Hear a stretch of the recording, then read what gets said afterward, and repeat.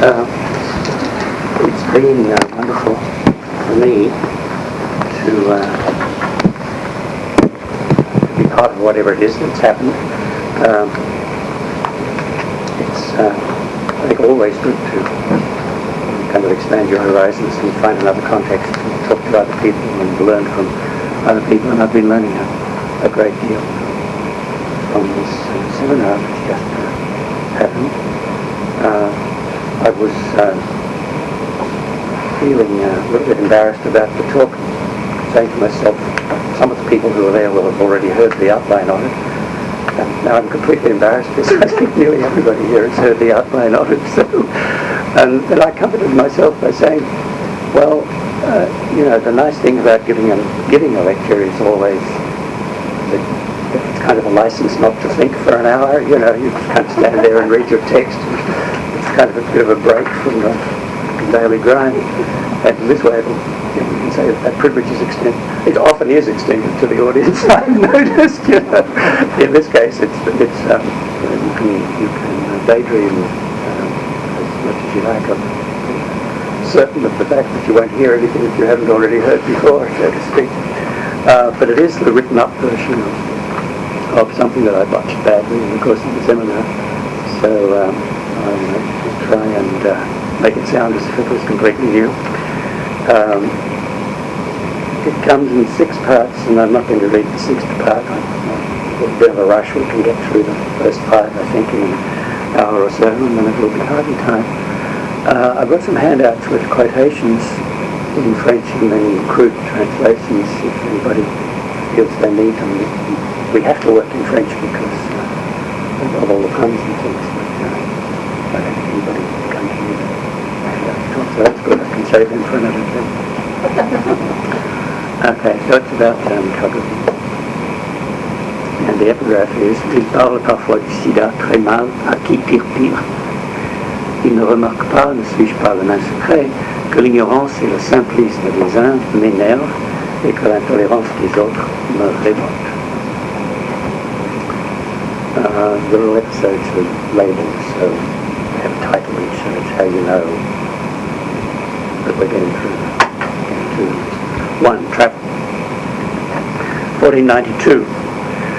A man whose name in his native Italian means pigeon sailed from Spain on a voyage of discovery, from which he was to bring back to Europe the astonishing revelation of the New World, mixed up in his mind with the splendours of Cathay. As his first name predicted, Cristoforo Colombo took Christ to the New World. But as many historians think, he brought back the syphilis hierarchy, which then rapidly spread through Europe and even reached Japan. Other historians, though, think Columbus took syphilis to America, along with other European diseases that rapidly decimated the indigenous population. 1992, in the year of the Columbus quincentenary, a young man of Flemish origins, whose name might mean the dove, Duif in Dutch, Colomba in Italian, embarks from the port of Le Havre to cross the Atlantic on a cargo ship and return to France after touching at Fort-de-France and Pointe-à-Pitre in the French West Indies. It was May 28th, Ascension Day. He took with him the virus that causes AIDS, HIV, as a kind of stowaway both in his body, it had already entered his brain and caused a severe encephalopathy, and on board, the captain, crew and fellow passengers being unaware that a citoyen was among them. And he brought AIDS back, this messenger dove, as a revelation to Europe, not just a message of AIDS awareness, but also the revelation of a new world opened up by viewing life from the perspective of death. A message not unlinked to sacrifice, as the reference to the Paschal Lamb in the young man's first name foretold. Like Columbus's, de Duve's message comes in the form of a logbook, un journal de bord.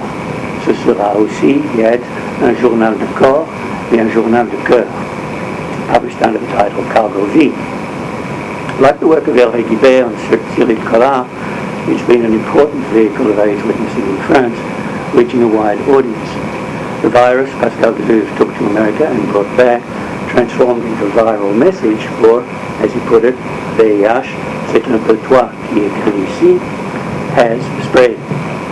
Meanwhile, he himself in April 1993, less than a year after arriving back in Le Havre on June 22, 1992. story I wish to tell, contributing a bit, I hope, to this spread of this viral message, is not specifically about this fascinating parallel between Ledoux's voyage and Columbus's, present in the text as a submerged poem, but it is about the pattern of departure and return, the dynamic of leave-taking and revelation that cargo V enacts. Ledoux's voyage is a voyage into the domain of the sacred, where an immanence that is life, capital F, capital L, meets a transcendence that is death, capital D, and then back with its message of revelation. And his text, correspondingly, entails some rhetorical voyaging, enacted, as I want to show, most particularly in and through the figure of apostrophe, a turning away, Afroxtefan, or leave-taking, that constitutes a message directed towards those away from whom one turns. We've already encountered the text's key apostrophe, VIH, c'est un peu toi qui es ici, which I might well have chosen as the epigraph for this talk. But there are many other apostrophes in the text, almost as many as there are puns. They include apostrophes to one from whom the writing subject turns away, Ledoux's former lover, called he, and a recurrent refrain of address to aides as Sida mon amour, that enacts a turning away from he, but also from all except fellow Sidéens who constitute the book's audience. It's the significance of the alliance of apostrophe and punning in this book that I want to explore. Apostrophe, like all tropes or turns of speech, is a mode of rhetorical indirection. It enacts the knowledge on which Columbus acted, that it's possible and sometimes opportune to travel west in order to arrive east, arrive back east if you like. Ma vie, Ledoux wrote, n'aura été qu'un très court circuit. Je fonce, mais je fonce. The circuitous, even when it's very short, can turn foncer, as in sinking, bottoming, into foncer in the sense of charging or pouncing, achieving one's goal by the most direct route. How then are we to understand this paradox, caught in a pun? True, witness. It's symptomatic of an enormous history of pain that the 20th century has been so prolific in witnessing literature. Sensitive as they are to this long history of pain, the most influential critical accounts of modern witnessing, I think in particular of Testimonial by Shoshana Feldman and Dory Love, take a psychoanalytic view of the phenomenon of witnessing and understand it as a function of the concept of trauma, which derives ultimately from Freud's work on the war neuroses. Traumatic events and experiences damage the psyche and in particular interfere with the subject's ability to narrate those events and experiences by inducing amnesia and deficiencies of speech. The witnessing narrator is, to quote another influential title, a wounded storyteller, that's Joseph Frankenstein, whose narrative needs to be picked up and carried, Feldman refers to this as bearing witness, by a sensitive and empathic listener, able to take partial responsibility for the act of testifying. What such an account doesn't register, though, except negatively, is either the unwillingness to hear that witnesses so frequently encounter in their audience, or the effort on the part of witnessing subjects, the sheer rhetorical ingenuity they deploy in hopes of reaching an audience that is by definition not sensitive or empathic, and is rightly understood to be reticent, squeamish, or resistant to the content of their message. Witnessing responds to an ethical imperative to make known certain unbearable facts of a kind that most people would rather not hear about, and witnessing subjects know and recognize this reticence. Ledoux, for example, describes humans as being like cows in a field. Paître ou ne pas paître? Telle est la question. Et la plupart paissent placidement sans trop s'interroger. The witness may partially address sympathetic, well-disposed, complicitous fellow witnesses, but as an ethical task, the witnessing project fails its own purpose if it doesn't also disturb the placidity of the cud-chewing bovines. 4. The events and experiences that are traumatic to individual subjects may also be described from the standpoint of culture as obscene. That is, although they're recognized as historically real, as actual, they're assigned to the category of what culture doesn't like to acknowledge, and referred to therefore as extra-cultural, unnatural, unmentionable, unspeakable, and so on. They thus inhabit a sort of metaphorical off-stage for culture, off-stage or backstage being a plausible etymological translation of the word obscene. These unwords are names for a kind of surplus, for the other of that which culture, specifically the array of genres that are available to regulate any given social interaction is able and willing to admit into its purview. They are names or really distancing epithets for that which, as cultural subjects, we are shy of making a subject of our negotiations. For it's not only obscene subject matter that is prohibited by generic convention, there's also no generic provision concerning the appropriate relations between participants in any interaction that might concern such subject matter. Nor, finally, is there agreement about the appropriate discursive means to employ in interactions of this kind. Is euphemism and understatement right, or will hyperbole catch the unspeakable reality better? Should one tell the story sequentially, or try to select densely significant symbolic moments or episodes? Is it better to buttonhole people aggressively on the street, or to make a bland TV movie? All these questions are up for grabs in the act of witnessing because of the fundamental problem, which is that since it's impossible to perform an act of witnessing without offending decorum or breaching etiquette, think of a person who's been raped attempting to tell the story in court, some sort of new etiquette, an etiquette of breaching etiquette, has to be improvised. Genres have to be turned to new purposes, standard tropes and other discursive strategies have to be twisted in new ways, interlocutory relations redefined. The consequence of these improvisatory practices of making do, or in French détournement, a kind of extended discursive catechesis into which witnessing subjects are inescapably led by the ethical character of their project, is a sense of referential as well as rhetorical inadequacy on the part of the witnessing subject, conscious of having to make use of discursive means that don't correspond to the actuality the witness wishes to make known. Meanwhile, the audience, to the extent that it is non-complicitous with the witnessing project, experiences the discomfort or anxiety that's generated when a social solecism is committed, grammatical error, or lapse in taste, particularly when the solecism appears to be being committed deliberately as an intentional breach of conventional understandings of what etiquette entails. In my opinion, this double anxiety of inadequacy on the one hand and of inappropriateness on the other should be regarded as the actual social effect of witnessing as a cultural practice, as opposed to the way people, whether witnessing subjects or addressees, will often translate their anxiety, describing the effects of witnessing in referential terms like forcing people to face the facts or telling it like it is. In classical rhetoric, the term captatio, most familiar in the form of captatio benevolentiae, was available to describe the rhetorical purposes of turning an audience towards concerns and purposes to which it may not be predisposed. We can translate, as I did a moment ago, as détournement in French. In English, it would be something like kidnapping, piggybacking, hijacking, smuggling, according to circumstance. In AIDS witness, the most common form of generic captatio, well illustrated by Carlo V, is the détournement of autobiography, the writing of one's life, so that it becomes the writing of one's dying and death, and autothanatography. A travel story, or récit de voyage, for example, can become an account of one's engagement with disease and mortality.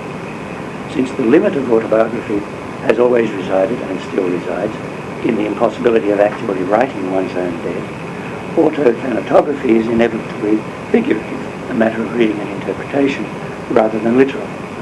Autobiography is troped into autothanatography. And as it happens, there are many classical precedents for such a troping of life as the encounter with death. Indeed, the voyage to the land of death, the basic metaphor on which Carlo turns, is a topos. But a topos that aids witnessing needs to turn or to trope in turn, so that it becomes simultaneously a voyage through the experience of a dire and mortal illness, an illness for which the adjective relative might well have been invented. Apostrophe, I would suggest, is the trope that is instrumental in performing that turn. For there is easeful death and death by AIDS, and they're not the same. Sida mon calvaire, Deleuze writes, alongside of Sida mon amour. Thus, captatio tends always to entail a certain amount of equivocation, because it's inevitably part of a negotiation between parties whose purposes and understandings are at odds.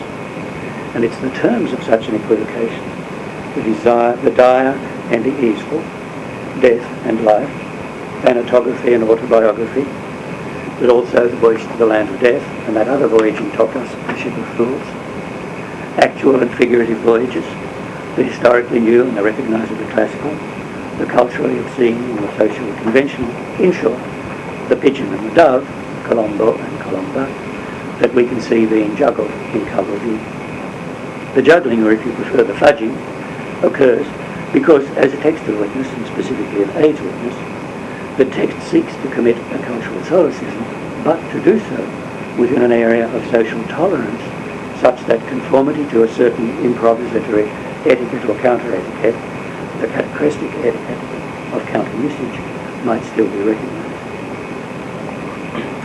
Now, if apostrophe is a figure of indirection, of reaching the east by travelling west, equivocation as to address is what this trope is most particularly about. I can't discuss in what follows all the forms of equivocation that occur in Calvary, although I'll touch on a few in passing. Punning is of course a major sign that the text is a site of equivocal manoeuvring. I do want, however, to draw attention to the positive role that equivocation, of which apostrophe is the key example in this text, can play in witnessing understood as a cultural practice. For, like other rhetorical practices that have been classified as errors, for example, aggression or redundancy, equivocation has had a bad rap. Although apostrophe, a form of equivocation, is recognised in classical rhetoric as a trope, equivocation itself is not. There is a figure of strategic ambiguity that's called amphibology, however. It means showing both ways. Worse still, the equivocator, unlike the digressor or the speaker who engages in unnecessary redundancy, is regarded with suspicion and thought to be up to no good, using the tricks of the sophist for sneaky purposes that ought not to be permitted. It's not just an error then, but one that is committed deliberately, which within culture is thought to mean deceptively and with evil intent.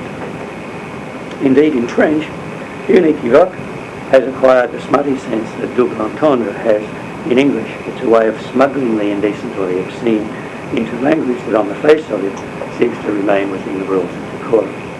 Equivocation is not only the means by which captatio occurs then, as a mode of interaction, when it enacts a catachresis, making use of what can be said, the dove of acceptable speech, in order to mention what can't, the verminous pigeon, it performs a sort of captatio of its own, a kidnapping or piggybacking operation. 3. Apostrophe. In Greek there are two forms of the verb to turn, tlephein, from which we have inherited the word trope, and strephein, from which comes apostrophe. Apostrophe is the trope that consists of turning away, but the turning away that is apostrophe is a turn of speech, a message that seems always addressed to someone but directed at someone else. The first set of apostrophes we need to examine in Calvary is the series addressed to Pascal's lover, who abandoned him, suivant le principe de la méthode Couard, at the onset of his illness. Since E was himself seropositive, his inability to deal with AIDS in any shape or form, including his lover's illness, is a striking exemplification of what I would describe as cultural unwillingness or inability to take cognizance of the obscene, a squeamishness here taken to the point of denial, or strictly denegation. In rejecting his lover Pascal as PWA, E is denying the AIDS that circulates already in viral form in his own body. And in this respect, he's like the passengers on the ship, who, as the topos of the Ship of Fools dictates, can't imagine that their banana boat is a cargo mixed in more senses than one, transporting AIDS along with its other preposterous cargo.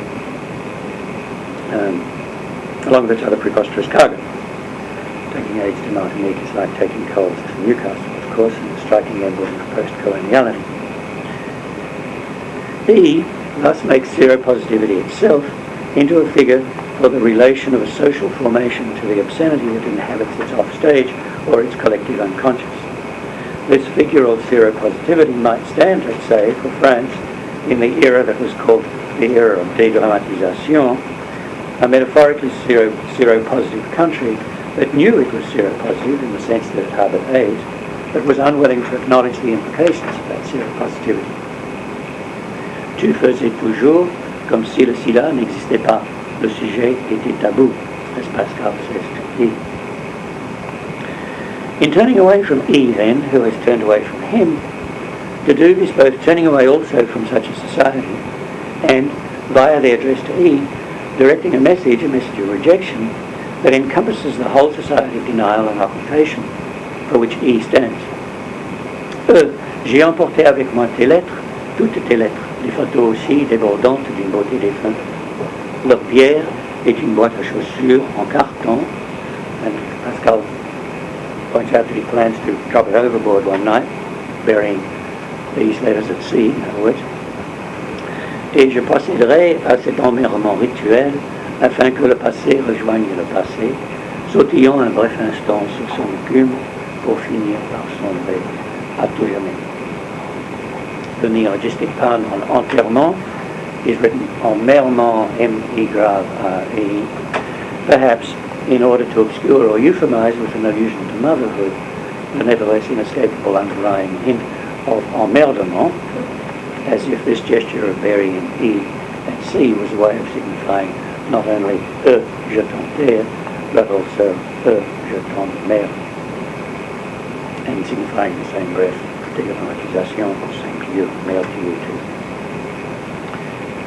That said, however, the memories that linger of the one-year relation with E visibly serve as a first model for the relation to AIDS, si dans mon amour, that now replaces these memories, a relation that's also enacted through apostrophe. Te souviens-tu de ces nuits entières d'amour fou qui se terminaient en apothéose, etc., alors que le requiem de Mozart nous sacralisait, saluant en nous deux héros fourbus glorifiant la vie. C'était des aubes magiques où je te disais vous. Love on the rebound takes the same form, eros, or life sanctified by Thanatos, as the love affair that was in retrospect only a first approximation and anticipation of its friend. And as the dynamics of apostrophe requires, the Douve can turn away from E and enact his rejection, but only by turning towards one who is preferred, but also stands in for the figure whose rejection is being signified, another equivocation as to reject. But in this case, the preferred figure, boldly and scandalously, is HIV, always personified in the Douve's prose as VIH, not le VIH. So, cher, très cher VIH, voilà encore que tu m'enfièvres comme seul toi peux le faire, and so on. And scarcely distinguished from the virus, an understandable identification, not even an equivocation, given to Douve's directly HIV-caused encephalopathy. It's the figure of AIDS itself. Sida, mon amour, toi au moins tu me resteras fidèle jusqu'à la mort, etc.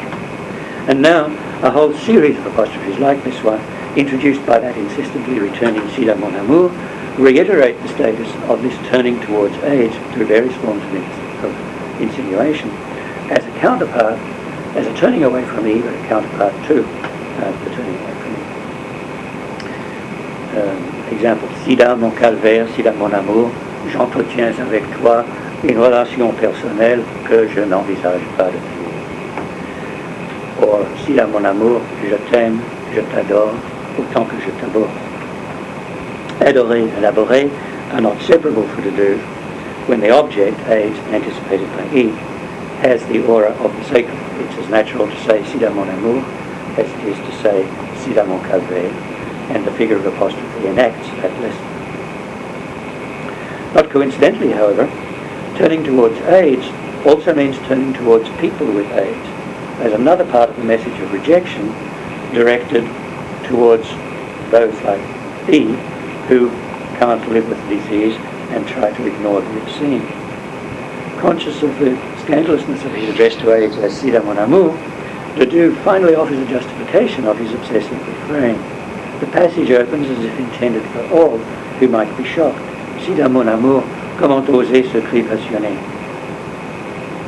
But it quickly, it's an interesting case because it might be an apostrophe, but it perhaps isn't. But it quickly turns out to be an apostrophe addressed more specifically to the Douve's fellow citoyen, whose attention he wishes to draw to the heightened consciousness, the feeling of wonderment the disease can confer on those willing to face it. So, ouvrez les yeux pour vous émerveiller des grandes choses et surtout des petites, toutes celles dont ceux pour qui la mort est lointaine et abstraite ne peuvent véritablement jouir, comme nous le pouvons, citoyens de tous les pays, grisons-nous de ce privilège pour mieux combattre nos souffrances que je ne veux nullement minimiser. AIDS then is, or can be, a kind of privilege that distinguishes its sufferers from ceux pour qui la mort est lointaine et abstraite, those who are described elsewhere as throwing out the diamond with the bathwater and dying without having ever lived. But in this, the dude is justifying one provocative apostrophe by repeating its dynamics in another, turning here not to Sida, mon amour, but to his frères et sœurs d'infortune, and addressing them in terms reminiscent of Marx, citoyens de tous les pays, workers of the world, etc., and Baudelaire, enivrez-vous, as if they alone, the class of people privileged by their access to wonderment, were also those alone likely to be shocked by a loving address to AIDS. Again, an audience is being produced then as the recipient of an implied message of rejection, and this audience is rejected as incapable, unwilling, or unworthy to receive the message addressed to PWAs. This rejected audience, in the terms of another of the dudes, is the mass of those who act like E, as if they were not sidérables, and who are not so much incapable, therefore, of becoming sidérés, that is, struck with amazement at the beauty of life through consciousness of the proximity of death, as they are incapable, through the force of their denial, of becoming aware of that potential. These are the passengers on the cargo mixte, the ship of fools, who sprawl asleep in front of the ship's VCR, while one of their number prowls the decks alone, struck with wonderment at the vastness of the sea and the night sky, or who, contemplating the ship's rust over pre-dinner drinks, fail to perceive the significance this manifestation of entropy might have for all of them. Notre bateau est parasité de rouille, aucun autre n'en est affecté de la même et exacte façon. Talking about rust as if it was AIDS. We readers, though, have an advantage over the ship's passengers. Unlike them, we're in a position to connect this passage about rust with yet another of Deleuve's many accounts of his love for AIDS. Si j'aime mon sida, ce n'est pas seulement parce qu'il me fait vivre plus intensément que jamais, je l'aime aussi parce qu'il est unique. Il m'est, en quelque sorte, et si j'ose dire, propre. Il n'y a pas de sida identique. Les formes en sont infiniment riches. En cela, mon sida me surdétermine. Il me propose une dimension d'unicité supplémentaire. Il est comme le revers pathologique de mon être unique. What this passage signifies is that AIDS is not only like love, a state of grace, une espèce de grâce pour ceux qui tâchent de faire face, aiguise le vécu de l'émerveillement jusqu'à le rendre à peu près permanent, but also like rust for a ship, and even as it destroys us, a factor of identity. And it's as a factor of identity that AIDS, the state of being sidéré, but also a parasite eating away the body as rust eats a ship, according to its own unique pattern, can be the making of a writer. Longtemps sidérable, nouvellement sidéré pour de bon, je ne suis pas terrorisé par le sida, de Dubreuil, cette chose qui me fait écrire précisément ceci. And écrire précisément ceci can be taken to refer both to Calvary as a whole and to those puns on sida, sidéré, sidérable that he has just made. It's finally as a writer, then, that Deleuve, the citoyen, functions as a passager clandestin on the ship of fools. It's unnoticed and unacknowledged parasite, or nain secret. But as a writer, too, that he is a lover of AIDS. For E did not cause him to write, except for love letters, now dismissed as autant de dérapage des sacralisants, but never brought forth a reply, and indeed were never so much as acknowledged by their recipient. AIDS, though, is the occasion for another kind of letter, both a love letter to AIDS and a lettre d'amertume for E, that is, a lettre d'amourtume, whose dynamics, love in one direction, bitterness in the other, are those of apostrophe. A lettre d'amourtume, moreover, that coincides with the text of Calvary itself as a specimen of writing. And the issue, therefore, becomes whether such writing can achieve from its reader an acknowledgement tantamount to a recognition of the obscenity that is AIDS. The kind of acknowledgement the love letters to E fail to elicit from their own recipient. The writing, we learn finally, is not a solipsistic activity, although it may, and in this case does, occur secretly. One writes as a matter of self-definition, to be sure, but also, Deleuve says, to reveal oneself to others. Quote, écrire, c'est n'être personne, a écrit Marguerite Duras, alias donc personne. Je ne suis évidemment pas d'accord. En écrivant, on se révèle à soi-même et aux autres. Who then, we must ask, are these others to whom the nevertheless wishes to reveal himself? The readers of the text, who are also the readers of his apostrophes, are not necessarily identical, it seems, with those who are rejected as hopelessly incapable of recognising their own sidérabilité. And yet another equivocation is to address is therefore at work here. If Pascal's declarations of love for AIDS signify rejection of Eve, and that is like him, can it be that they're also destined, Columbus-like, to return finally, and no longer as a message of rejection, but as a message of love, a message directed towards a human, not viral audience, capable of being receptive to it? Cher et surtout très hypothétique lecteur, Duve will write towards the end of his final feuillet, and we understand how hypothetical such a reader must be. But we catch, too, the echo of Pascal's earlier cher, très cher VIH, voilà encore que tu m'enfièvres comme seul toi peux le faire. This hypothetical reader cannot be, and yet perhaps in some way is, also the reader whose rejection is signified by apostrophes like Sida mon amour. Is apostrophe a turning away that can undergo a kind of twist then and become a return, a turning back? In order to clarify this question, we'll need first to look a little more closely at Duve's understanding of writing, not in relation to its reader, but in relation to its primary apostrophe, HIV or AIDS. I may equivocate with myself at this point. We will need to consider the senses in which writing has to be understood as, quote, the writing of AIDS, that is, as both AIDS doing the writing, subjective genitive, and writing that is about AIDS, objective genitive, before considering the hypothetical possibility of there being readers whose cultural immune response to such writing might be less well guarded and more effectively penetrated than that of Duve's brutish fellow passengers, armed with their ignorance, their Salafism, and their intolerance. So for writing. À l'écriture souveraine, splendide et mystérieuse, Duve writes, s'oppose l'écrivanité. Celui qui écrit devrait penser plus souvent à l'ultime page blanche qui clôt ses livres. Elle symbolise tout ce qui manque, tout ce qu'il y a en trop, tout ce qui est mal fait. The apparent perfection of certain writing merely disguises its emptiness, whereas genuine writing, conscious of its imperfections, is writing whose writer is aware of its relation to death, the ultimate blank page. Sus aux écrivaniteux, then, je préfère être qualifié d'écrivain.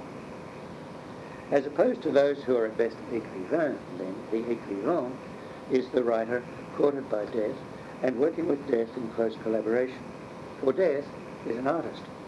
And to René Char's observation, nous n'avons qu'une ressource avec la mort, faire de l'art avant-elle, Duve responds, picking up on Char's probably unconscious and unintended ambiguity. La mort fait déjà de l'art en moi. Mon sida est-il autre chose que son œuvre en création? Il ne s'agit plus pour moi de faire de l'art avant la mort, il s'agit pour moi de faire de l'art en même temps que la mort. Et en l'exploitant, sans état d'âme ni vergogne aucune, je trouve que c'est déjà assez cher payé comme ça. But if death is an artist, then so too is the writer. Duve understands himself not just as death's amanuensis, but as having an autonomous identity and as exercising an agency that's capable, as he says, of exploiting death's work, even as that work is pursued in his body and reveals that very identity, as rust and age do. What makes writing splendide et mystérieuse is finally an act of collaboration, then indeed a manifestation of couplehood, that in turn depends on an ability on the writer's part to acknowledge the work of death in his person and to incorporate it into his writing. Two short entries on the same page, indeed, they can be read as forming a single paragraph, draw the connections between love of AIDS, the superiority of such love over the affair with Eve, and the collaboration of AIDS, that is writing.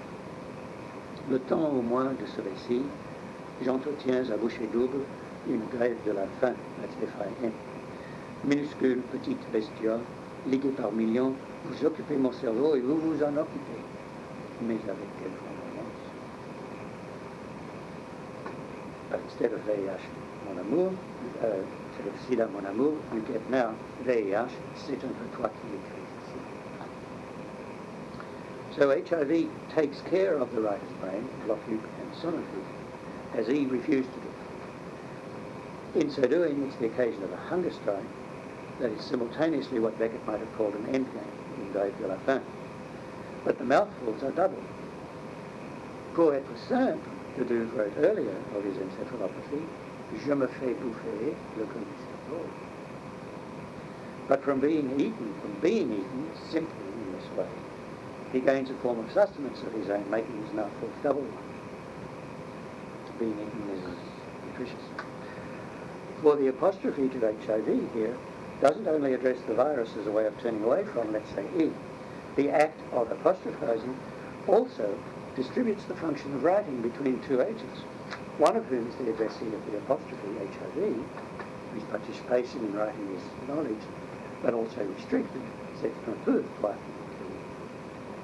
And the other is the subject who is performing the apostrophizing act, whose participation therefore is actual and indispensable, although it's tacit. One needs first to see that un peu, which is easy to take in a concessive sense here, signifying you're pretty much the one doing the writing. That un peu is also understandable as a distributive. You're doing some of the writing.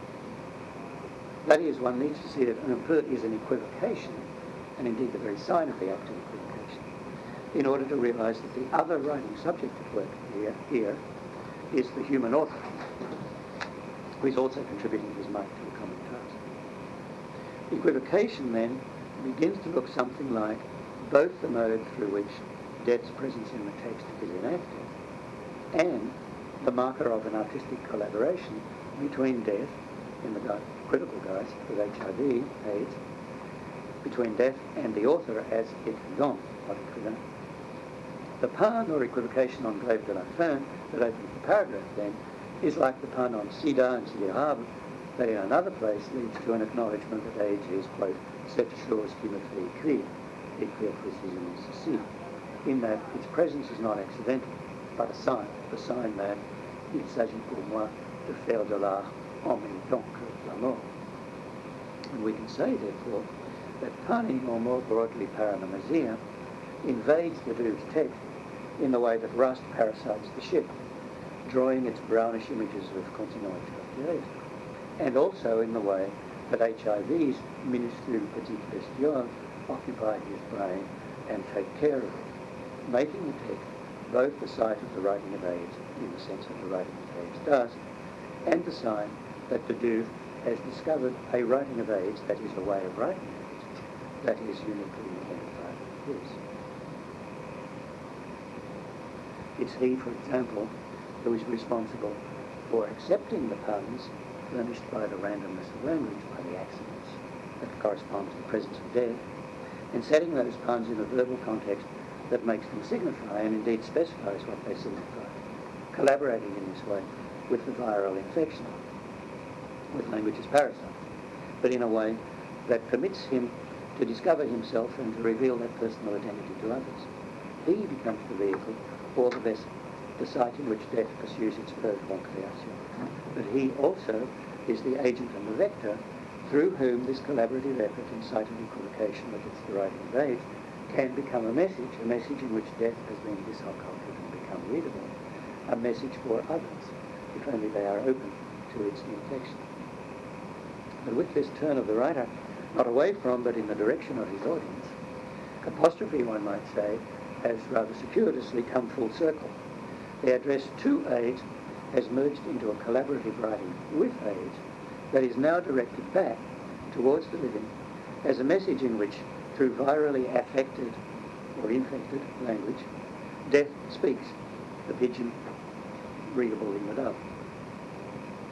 By virtue of a complex etymological pun, the très cher et surtout très hypothétique lecteur to whom Deleuze, as the bearer of this message, is now turning, is thus a version of and a successor to Baudelaire's famous hypocrite lecteur, a hypothesis being etymologically an underlying proposition or position.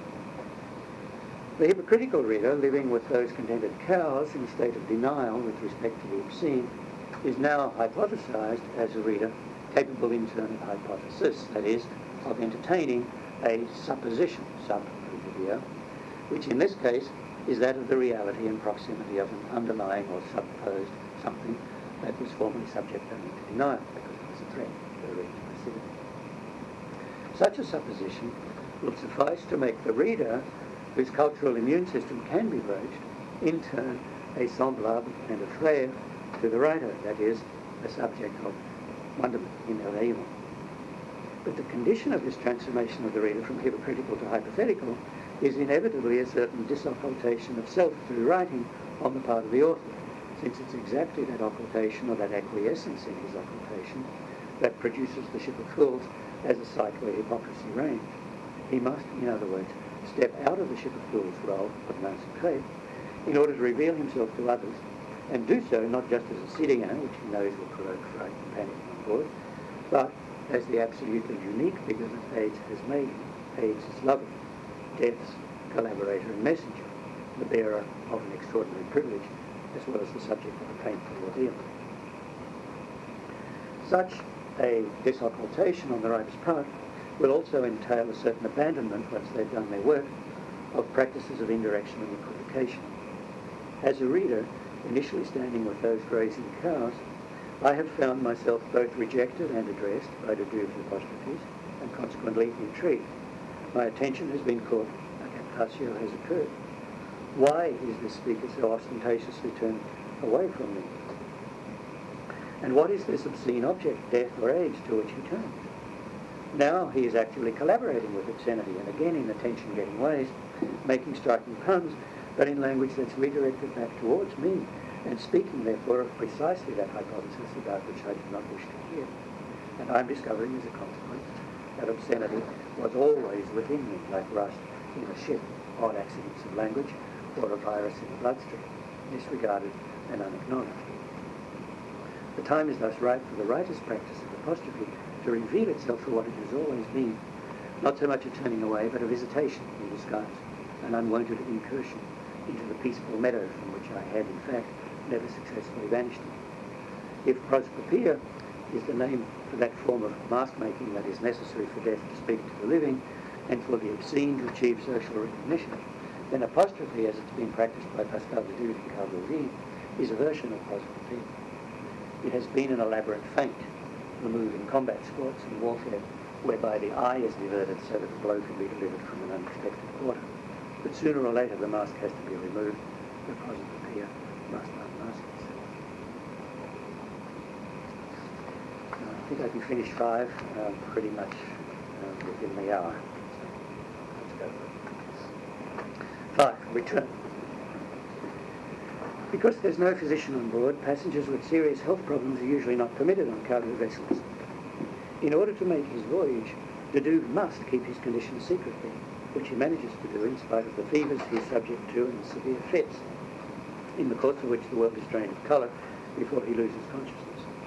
As the ship's main secret, he is privy to some ignorant and homophobic conversations about AIDS, therefore, des mots haineux, signes, as he says, that do not encourage him to confide in his fellow passengers. But on 2 occasions in the course of the voyage, he does make a self-revelatory move, and these 2 episodes function, therefore, as embedded versions or anticipations of what will eventually be the relation of the text, as a text of witness with its viral writing, to its hypothetical readers. The episodes are complementary in that in the first, Pascal declares his status as a PWA to a fellow passenger, while in the next he transfers his love relation with HIV back towards a fellow human being. In the first episode, a passenger named Nicole, Montreal recently people pointed out to me that Pascal and Nicole were both famous Jansenists in the 17th century. A passenger named Nicole receives a letter that she is specifically instructed not to read until she's off the ship on her way to Venezuela. She has demonstrated her worthiness to receive Pascal's revelation. The letter is in some respects a condensed version of the diary itself, from which it quotes. She's done so by showing interest in and empathy with him, as well as concern about his health. She takes care of him, as the others don't, and as he did, notably on the occasion of a terrifying descent into the engine room, the ship's underworld. ironically known as Le Paradis, in the course of which is an oxymoron, in the course of which Pascal comes close to fainting in public. Je peux maintenant vous dire, he writes, que je porte en moi un lourd secret que je vais vous révéler parce que vous en êtes digne. But clandestinity is nevertheless preserved by the double envelope that surrounds the letter and the instruction à n'ouvrir qu'à bord de l'avion. Nevertheless, at lunch the same day, it's the day before the arrival in Martinique, the voyage's turning point, the passengers joke about Pascal's peeling sunburn. He's changing skin like a snake and revealing a new face to the world. Pascal's comment, et c'est vrai, mon visage couvert de squames s'apprête à faire peau neuve. Ce qu'il ne voit pas, c'est que mon cœur lui aussi pèle. So the moment for his heart to reveal itself after his face takes place, still in an ambience of some clandestinity, however, on the morning of the ship's arrival in Le Havre at the end of its return journey. It's a return, we can now say, in a double sense, both a return to the voyage's point of departure and a return of the repressed, of that underlying hypothesis the hypothetic lecteur will be asked to acknowledge. And it's this dual return that's specifically enacted in the visitation Pascal now performs. Soon after leaving Le Havre on the voyage out, he had had an erotic dream starring the ship's radio operator, quote, un garçon jeune, aux cheveux noirs très courts, et aux yeux bleus comme la mer, quand il lève plus. Now, on the last day, he permits himself a visit to Sparks's office, repeating the visitation his unconscious had, quote, permitted itself, under cover of sleep. J'ai rendu une petite visite au radiotélégraphiste, à la fois pour faire sa connaissance et pour lui faire mes adieux. As the leave-taking that is apostrophe implies a return, so the return is itself a leave-taking. But this leave-taking no longer functions as a turning away or a rejection. Rather, a bit flirtatiously, it's a prise de contact, a getting to know you, and an emergence from secrecy, all enactments, since the visit repeats the dream, of a dynamics of return, a return that's also an unmasked one. Between the two protagonists of this lived rêve érotique, there is immediate and spontaneous complicity. Nous sommes, pour mon plus grand ravissement, passés spontanément du vous cérémonieux au tu plus complice. Recall what he said earlier about he and les ordres magiques où je te disais vous. An inversion relation. As in the case of Nicole, it's a matter of atome crochu, but friendship has now undergone a more erotic reconfiguration, as in the case of Eve, but with a reverse signification. No sexual joining will occur then, or again, as in the case of Nicole, the self-revelation remains under the general sign of leave-taking. As apostrophe is a turning away that directs a message back, so this visit is a message of reconciliation that takes the form of departure and death. Writing and reading, not sexual congress, are therefore its vehicle. Sans qu'il se doutât le moins du monde que je m'apprêtais à filer à l'anglaise, il est allé un moment dans la pièce à côté. Avant de partir discrètement, je lui ai laissé un petit billet en morse sur son bureau. In an unmistakable anticipation of the duke's imminent death, Pascal slips away unnoticed, substituting a message for his person.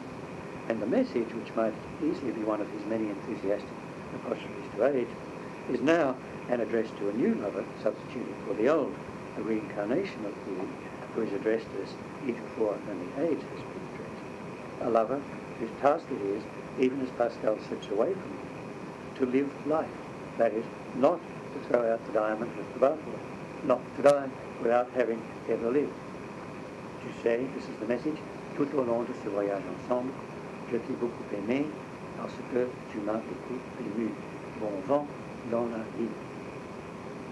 This double language, repeating the praise addressed to AIDS throughout the diary, but switching the direction of address back towards the living, makes the Morse message another mise en abîme for Cabaret itself.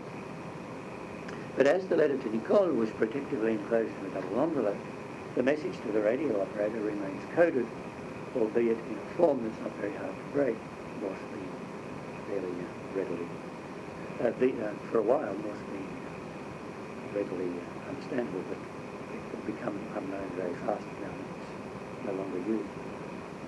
Both these messages occur on board the ship, where secrecy is the rule for Pascal and clandestinity is enforced even when he's personally opening up to others. When Ledoux finally turns to his hypothetical reader, however, as he does in the paragraph immediately following the account of his visit to the radio operator, he does so in a way that partly corresponds to these shipboard precautions. He sets the reader a kind of qualifying riddle or enigma, and partly departs from such caution in the direction of openness and immediacy, for, by hinting broadly at the correct answer, he takes care to ensure that the reader will answer the riddle right. So, that apostrophe to the reader runs, très cher et surtout très hypothétique lecteur, brackets, que deviendront ces feuillets, etc., close brackets. Choisis donc le nom de mon cargo, qui est maintenant aussi un peu le tien. Mais je serai tellement heureux que tu l'appelles vie. There's thus another equivocation here. It bears on the issue of whether the text audience needs to be select, that is, like God, worthy of hearing Pascal's secret, or like the radio operator, empathic, complicitous, and erotically attuned to the writing subject, or whether any reader is capable of becoming an appropriate audience for the text, a question that correlates in turn with the problem raised here for the first time of how to name the cargo ship, which is a way of questioning the extension to be given to the topos of the ship of fools. Is it that the ship of fools, with its placidly ignorant and complacently placid passengers, is just the specific cargo vessel on which Pascal Ledoux took ship, finding only two people among the whole ship's complement with whom his message might be very cautiously shared? In that case, the understanding of witnessing as complicity that was theorized by Bellman and Laub would apply. Or is it rather that there is a larger ship of life, corresponding to the world in which Cargo V will be published and Ledoux's leave-taking message revealed uncoded and without double envelope, unselectively therefore, although not, as we've seen, without rhetorical manoeuvre? Such an enlarged ship would appropriately be named life, because on it the heightened sense of existence that derives from acknowledgement of death can be generally shared and does not have to remain clandestine, parasitic, and included. Is cultural immunization against the obscene so impenetrable, in short, that clandestinity is forced on bearers of the virus, whether of AIDS or of environment, and they must form a sort of secret society? Or is culture's immune system capable of being broached in a way for which both the epidemiological history of AIDS and that of Columbus's earlier return to Europe suggest a precedent? This new equivocation as to address, occurring in a final apostrophe to the reader that repeats the apostrophe to cher, très cher VIH, centers in the distributive phrase mon cargo qui est aussi maintenant un peu le tien, which with its telltale un peu repeats but reverses the direction of the also distributive apostrophe VIH, c'est un peu toi qui écris ici. If my ship is somewhat or pretty much yours, dear but hypothetical reader, and therefore somewhat not yours, then it may well be that the ship of the world is equivalent to the ship on which I've been travelling, and only selected readers are worthy of receiving in coded fashion and under clandestine circumstances the visitation of my text. Or it may be that the world and my ship are equivalent but not identical, and that there is a ship of life that we share, dear but hypothetical reader, a ship such that my witnessing message has a chance of reaching, affecting, and eventually changing through publication a non-pre-selected audience. In that case, to do the same, while remaining agnostic as to the actuality of such a ship, I choose that ship of life, whose readers qualify as my readers, by so naming them, just as I chose to love AIDS in preference to love thee, and without contradiction between those two choices. In quoting this crucial address to the reader a moment ago, I elided the parenthetical question in the text. What fills this parenthesis is perfectly logically a kind of dickering over whether to publish the diary or whether to keep it as a personal record. Whether, that is, to respect the conventions of the Journal Intime, or to adopt, whether to adapt that genre into a text of witness. So the parenthesis that I left out before reads as follows. Que deviendront ces feuillets? Les livrerai-je un jour à quelqu'un d'autre, qu'à moi-même, qui en aura bien besoin pour se souvenir et épuiser sa force pour continuer. And of course, dear reader, I'm now referring both to the Jewish readership and my own, if any, we have the book in our hands. The decision in favour of publication and of general witness has been made. How then are we to read this book? Will we allow its leave-taking message to reach us, change us? Or shall we continue to graze on the comforting grass of our pleasant field, oblivious to all that hypothesis-like subtends its comforting familiarity, or that we think does not concern us? Shall we name to do the ship of life and see that the message of its logbook is for all of us, or shall we leave its reception and appreciation to the already complicitous few? That's where I'm going to start.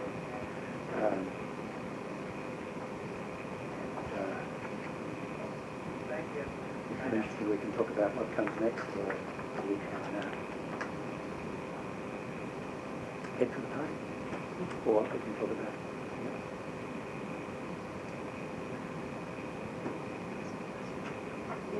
In calling the partner he or her, is he planning on EUX and those guys, the others? Because it's the blue form that is used there, whereas for the reader it uses two. I think so. I think he's also planning on EUH. Hesitancy. Yeah. It's another example of the trick that this text gets you into. The evidence that you begin to read it, you need to ask yourself questions like that, to which there aren't any real, to which you can't give a positivistic answer. Yes, here it is. And the proof is, as far as, in other words, awfully hard to write a dissertation along those lines, right? So, yeah. Certainly, there's too much play on je, tu and vous, and so on throughout the text for it not to be likely that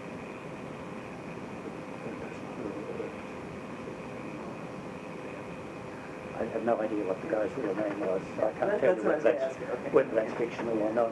As far as I know, it's not being revealed.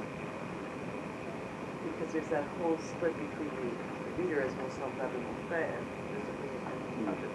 Them. Yeah.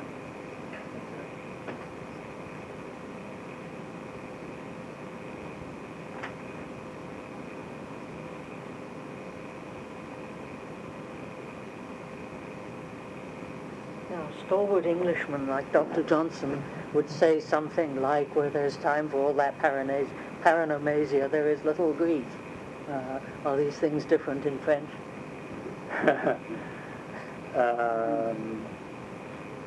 I think there are several forms of grief, and so therefore, and as we've talked about this before, I don't think it's exclusive to French culture. To express grief, curlicute, and so on, can take perhaps somewhat convoluted forms, but yeah, Dr. Johnson's sometimes Dr. Johnson and sometimes he's an ass. I would want to say. Yeah, it's another unanswerable question, of course. This is really strange and to many people problematic text, and a lot of my section 6 is in part related to a kind of apologia for it along different sorts of lines, because it's a text that, on the one hand, sold well in France, still does sell well. It's not exactly in the category of bestseller, but it was in the Livre de Poche edition almost immediately after it appeared, and it's You'll find it everywhere you go in France and in Quebec too. And it was bought by many people. We don't know how many of them actually read it, but it was clearly bought by a great number of people in France.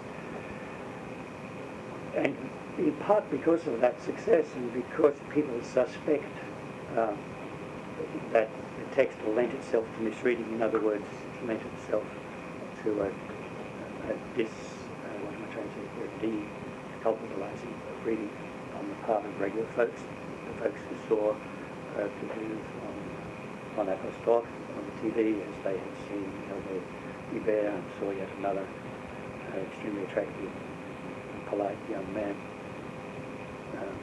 looking extremely ill. Went out and bought the book,